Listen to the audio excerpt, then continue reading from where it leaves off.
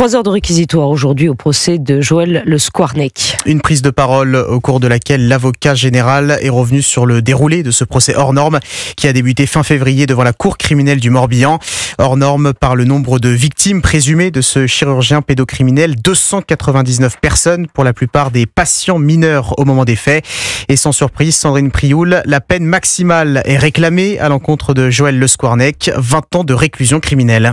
Voilà le maximum que le parquet pouvait requérir et il l'a fait a rappelé l'avocat général, au regard de l'ampleur du nombre de victimes et des risques de récidive que présente Joël Le Squarnec, celui dont les carnets intimes relatent jusqu'à la nausée, la fierté d'être pédophile.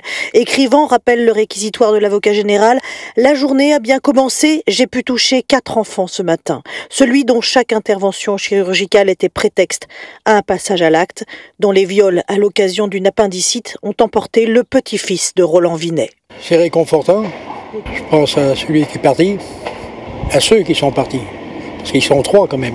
Nous, c'est notre petit-fils qui a été touché par ce démon. Hein. Puis maintenant, moi, j'ai plus de rancœur pour lui. Ça fait 8 jours que je respire un peu mieux. Je lui ai dit tout ce que je ressentais. Il ne faut plus qu'il sorte, c'est tout. Quoi dire de plus? Mais qu'il reste dans sa prison.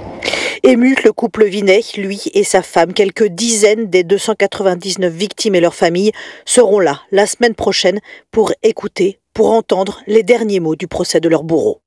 Sandrine Prioul à la cour criminelle du Morbihan pour Europe 1. Dès lundi, place à la plaidoirie des avocats de Joël Le Squarnec. Verdict attendu le 28 mai.